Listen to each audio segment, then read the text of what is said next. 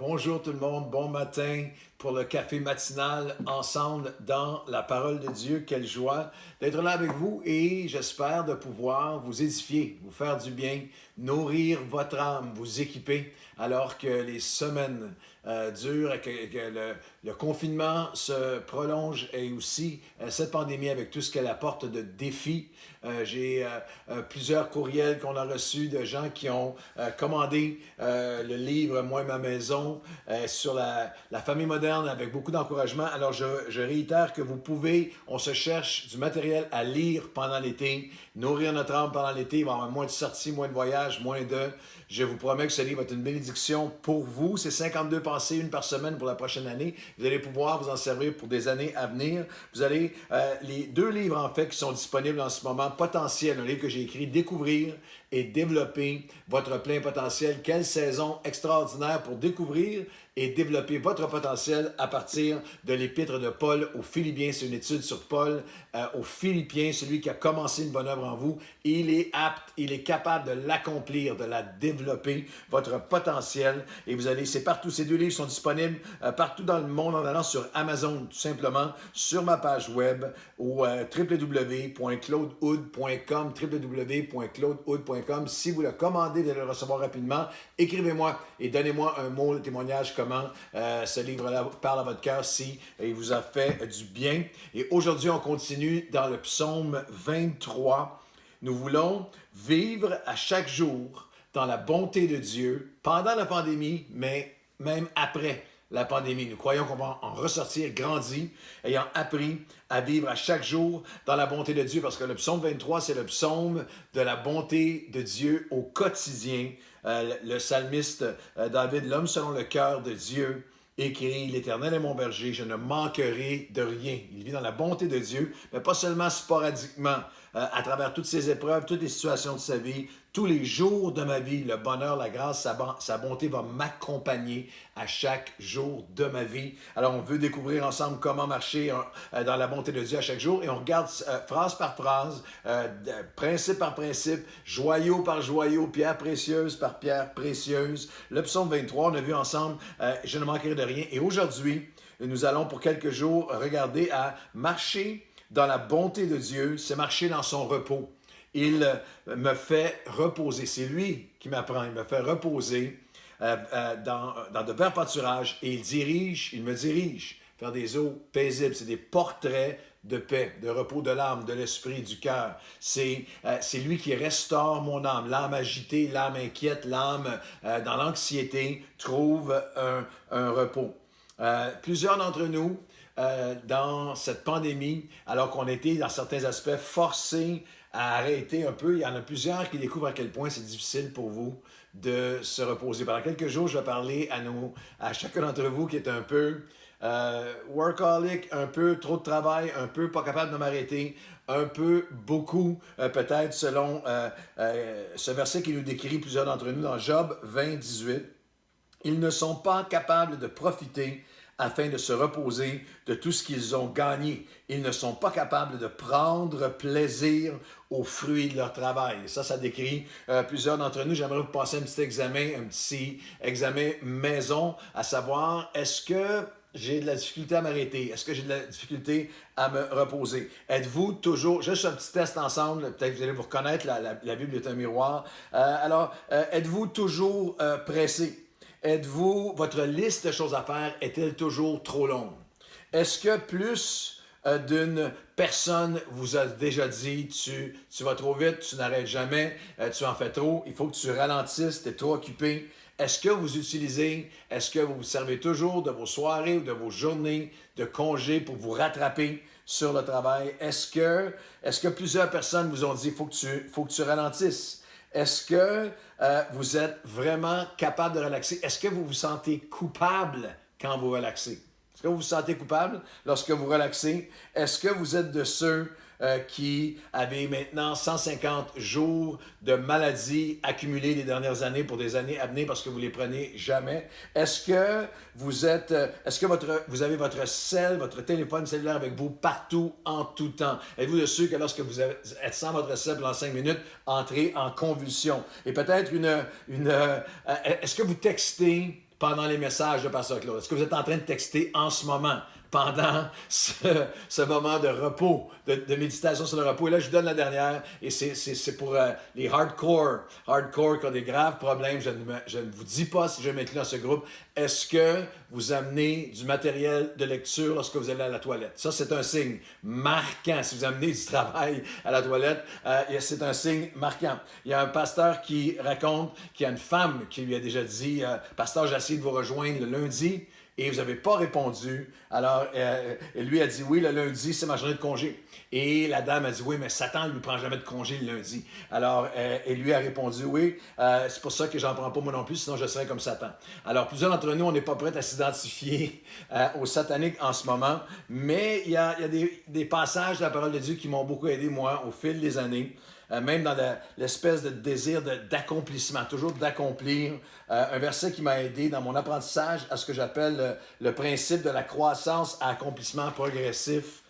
Exode chapitre 23, versets 29 et 30. Exode 23, 29 et 30, vous le lirez à la maison, où le Seigneur dit « Je ne chasserai pas en une seule année tous tes ennemis loin de ta face, car tu ne serais pas préparé. » Certaines versions disent « Tu ne pourrais le porter. Mais je te donnerai des victoires peu à peu, jusqu'à ce que tu augmentes en nombre et en maturité pour prendre une plus grande portion du pays. » Et alors, c'est le désir de Dieu de nous donner du repos, que pendant que nous bâtissons pour lui, il veut bâtir des choses en nous. Pendant que nous construisons des choses, il veut construire des choses en nous. Pendant que nous équipons et que nous avançons, il veut nous faire croître dans notre âme. Avez-vous déjà vu un enfant qui ne veut pas dormir? Tous les parents ont déjà vu ça. Il rentre ce soir. Au Québec, on dit il cogne les clous, les yeux sont en train de se fermer, mais il combat son sommeil. La résistance au repos est un signe d'immaturité. Un enfant fait ça.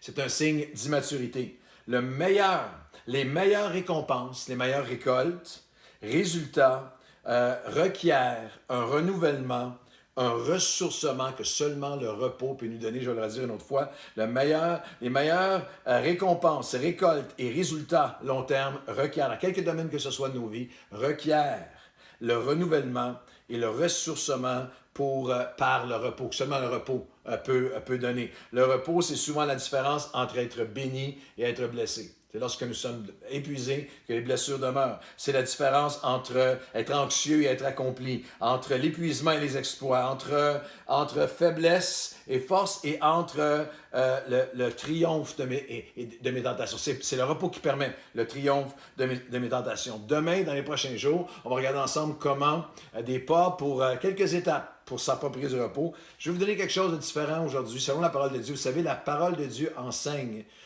pourquoi. Plusieurs raisons pour lesquelles nous avons de la difficulté à aller chercher notre repos. Le psalmiste a dit, c'est lui qui me fait reposer, c'est lui qui m'a appris, c'est lui qui m'a conduit. On va regarder comment dans les prochains jours. Mais c'est important de comprendre différentes raisons pour lesquelles c'est difficile de trouver le repos. Nous avons de la difficulté à trouver le repos lorsque nous avons un problème d'identité. Lorsque je bâtis ma valeur sur ce que je fais. Lorsque je bâtis ma valeur sur ce que je fais, ma validation est sur si je produis, alors c'est là que je trouve ma valorisation. Ecclésiaste 10.5. Le travail de l'insensé l'épuise, car il ne trouve pas le chemin de sa maison. Wow! Toujours plus tard à la maison, toujours plus tard, remettre à plus tard, toujours des heures supplémentaires, toujours, parce que la valorisation est dans le travail. La deuxième raison, c'est le matérialisme. J'ai de la difficulté à trouver le repos lorsqu'il faut toujours que j'en ai plus, lorsque j'en ai pas assez. Proverbe 23, 4 et 5. Ne t'épuise pas, ne t'inquiète pas pour t'enrichir. Ne t'épuise pas, ne te tourmente pas, pour t'enrichir sans fin. Et la sagesse de savoir de savoir arrêter, car la vraie richesse se trouve souvent des ailes et s'envole comme l'aigle. Tu travailles pour des choses qui peuvent partir comme ça. La COVID nous rappelle en ce moment à quel point parfois tout ce qu'on peut avoir accumulé, investissement, il y a des gens en ce moment qui lisent la bourse, les entreprises d'aviation, toutes sortes de choses. Alors il y a la valorisation, on a une crise au niveau de l'identité, il y a le matérialisme. Luc 12, 15. Gardez-vous avec soin de toute avarice, car la vie d'un homme ne dépend pas de ses biens. quelle que soit sa richesse. Moi, au fil de mes années, à travers le monde et à rencontrer des milliers de personnes, j'ai rencontré toutes sortes de gens et j'ai réalisé que la richesse, ce n'est pas une question de ressources. C'est une question de cœur, c'est une question de priorité, de passion. J'ai rencontré des gens qui étaient pauvres matériellement, mais qui étaient riches. J'ai rencontré des pauvres qui étaient pauvres aussi, spirituellement, mentalement, émotionnellement, relationnellement, spirituellement. J'ai rencontré des riches qui étaient très pauvres dans tous les autres domaines de l'expérience humaine. Et j'ai rencontré des riches qui étaient riches, qui avaient trouvé cet équilibre. Les vraies richesses, la vraie richesse n'est pas une question de possession, c'est une question de priorité, de passion. C'est une question de principe, de marche avec Dieu. Une autre source, une autre raison pour laquelle c'est difficile pour nous de trouver le repos, l'envie. Je veux ce que les autres ont. Ecclésiaste 4, verset 4, j'ai vu, j'ai compris pourquoi tellement d'hommes travaillent tant. Ce n'est que par jalousie à l'égard de son prochain, et c'est encore là la poursuite du vent. Alors, il y a cette dynamique le standard, les commerciaux, le voisin, sa voiture, sa maison, le standard, le truc, cette espèce de course et de compétition qui peuvent amener à cet état de jamais trouver le repos. La grave erreur de placer ma valeur plus grande dans mes accomplissements que mes relations. Dans l'Ecclésiaste, il y a un texte avec lequel je vais terminer aujourd'hui, mais on va continuer demain, qui est absolument saisissant, le livre de la sagesse. Et c'est écrit par quelqu'un qui savait de quoi il parlait. C'est écrit par le Bill Gates de l'époque. C'est écrit par Salomon, qui en fait dira ceci. J'ai vu, Ecclésiaste 4, verset 4, j'ai vu que tout travail et toute habileté dans le travail n'est que jalousie de l'homme à l'égard de son prochain. C'est une poursuite du vent. Mieux vaut une main pleine avec repos que les deux mains pleines avec travail et poursuite du vent. Et la dernière portion du verset me parle tellement. Tel l'homme est seul et sans personne qui lui tienne de près. Il n'a ni fils ni frère et pourtant son travail n'a pas de fin. Ses yeux ne sont jamais rassasiés de ses richesses. Pourquoi donc est-ce que je travaille et que je prive mon âme de joie, de vraie richesse, de jouissance relationnelle avec Dieu et les gens autour de moi? C'est encore là une vanité, une poursuite du vent. On va continuer demain, puis on va regarder ensemble, surtout demain, à comment. Quelques étapes pour mieux trouver le repos. Mais aujourd'hui, je voudrais qu'on puisse s'arrêter et prier exactement les mots du psaume 23. Avoir ce moment de reconnaissance, de dire, Seigneur, j'ai de la difficulté à prendre du repos. J'ai de la difficulté à me reposer. J'ai de la difficulté à trouver mon identité en toi, à être contenté de ce que j'ai, à ne pas être continuellement insécure et à la poursuite de la prochaine étape. Alors, je voudrais qu'on puisse s'arrêter, souffler ensemble aujourd'hui et juste prier avec humilité. Seigneur, apprends-moi à trouver les sentiers, les verts pâturages. Dirige-moi vers les eaux paisibles. Demain, après-demain, dans les prochains podcasts, on va regarder ensemble à des choses très pratiques, mais ça commence avec un cœur qui le veut. Êtes-vous prêts, comme je suis, à reconnaître aujourd'hui, Seigneur, j'ai besoin de m'arrêter. Je veux vivre ta bonté à tous les jours, au quotidien, et je ne peux pas vivre ta bonté si je n'apprends pas un certain repos. Un repos de l'âme, un repos de l'esprit, un repos spirituel, un repos dans toutes mes poursuites. Alors, on va prier ensemble.